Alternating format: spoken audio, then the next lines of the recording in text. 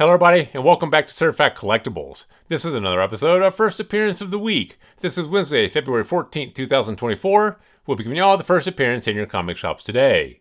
Now this week we have a pretty good lineup for you guys. I think we have 2 first appearances, 5 honorable mentions, so 7 titles on to go through. Definitely some books in there worth picking up for your collection. So let's go ahead and get started for the first appearance of the week ending February 16th, 2024. First up from DC Comics, Red Hood the Hill #1. This features a possible first appearance of villains Demetrius Corley Jr. and Soluku. Now, like we always say with the DC first appearances, it really depends on what DC does with these characters they're introducing in the comics as to how important they're going to be in the future. We mentioned this before, DC doesn't really have the cinematic power that Marvel Disney has. If you're actually able to bring your characters to the small screen or big screen, that gets a lot more eyes on them, gives them the potential to become popular with fans. Since DC doesn't really have that channel, they can't really get a lot of their characters out there. So the DC Comics first appearances are typically going to be a little bit more speculative than the Marvel Comics. And this here issue is the possible first appearance of these villains. This is not the confirmed first full appearance, so you definitely want to get confirmation on this before you pick it up.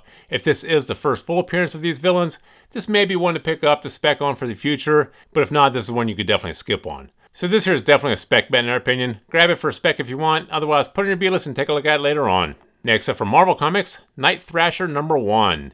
This features the first appearance of the OG, a criminal antagonist. Now, like we always say with the Marvel Comics, it's typically worth picking up the first appearance of new characters. Marvel Disney is still turning out a ton of media for the small screen and big screen, and you really don't know where any of these characters they're introducing in the comics may end up. If they hit the small screen and big screen, gets a lot more eyes on these characters, definitely gives fans a chance to get familiar with them, and gives them a lot more potential to be popular in the future. So this here will be a little bit more speculative, but like I said, typically worth picking up the first appearance of new characters in Marvel Comics. So grab this one here for your collection if you can. If you can't, though, put it on your B-list and take a look at it later on. And now for the honorable mentions. From Scout Comics, Divine Power Made Me #1.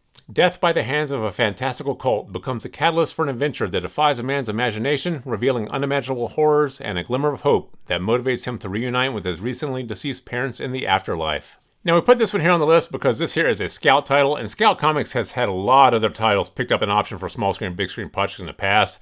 They seem to have a pretty strong road into Hollywood. That's why we typically include most of the Scout titles. This here story does sound like it lends itself very well to a small screen and big screen project, so this one here could be a great spec.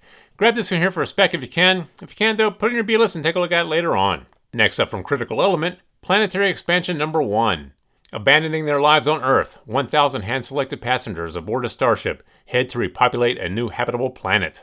Now this one here sounds like it lends itself very well to a TV show, streaming series, or feature film. Now Critical Element, this is a small press publisher. They haven't really had a lot of their titles picked up an option for small screen, big screen projects in the past. That's not to say they won't in the future, but they haven't really had a lot of attention on their titles.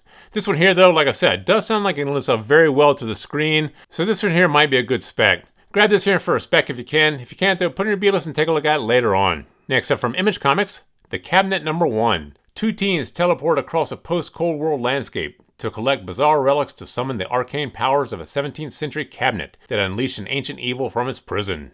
Now once again, this sounds like it lends itself very well to a small screen, big screen project, and Image Comics has had a lot of their titles picked up an option in the past.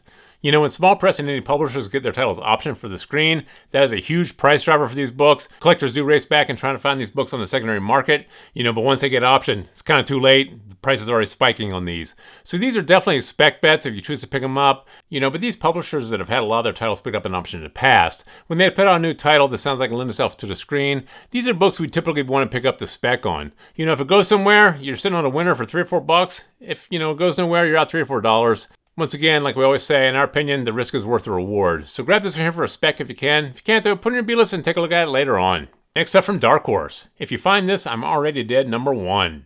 A big city reporter embedded with U.S. Marines in a hostile pocket universe called Terminus finds herself alone and in survival mode after the entire squad is wiped out in 10 minutes.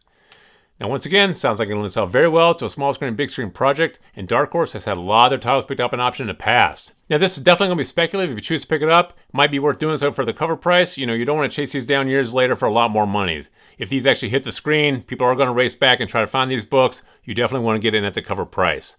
So grab this one here for a spec if you can. If you can't, though, put it on your B-list and take a look at it later on. And finally from DC Comics, Mad Magazine #36.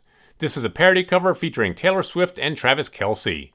Now, I think you know why we put this one here on the list. Anything Taylor Swift related these days gets a lot of attention. Collectors race out and get anything with her image. And this Mad Magazine cover here featuring Taylor Swift and Travis Kelce, this is probably going to be a big deal right now. It's hard to say how this is going to age. It really depends on the popularity of Taylor Swift. If she remains really popular in the future, then this is probably one you do want to have in your collection. If her popularity fades after a few years and nobody really cares in 10 or 20 years, this is probably going to go nowhere. But this here is actually a really cool snapshot of pop culture. You do have everybody's fascination right now with Taylor Swift. And you do have Travis Kelce right here also after having just won the Super Bowl. So this one here, in our opinion, is definitely worth picking up the spec on. For $3 or $4, you have a really cool snapshot here of pop culture. If it goes nowhere, you got a couple dollars, but still a really cool, funny cover to have. So grab this one here for your collection if you can. Can't though, put it in your list and take a look at it later on. So there you have the 7 titles we have for you guys this week. There's definitely some books in there worth picking up for your collection. So please feel free to drop some comments in the comment section below. Thumbs up if you like this video. And as always, please remember to subscribe to the channel for more videos like this. Thank you for joining us here at Certified Collectibles, and we'll see you again next time.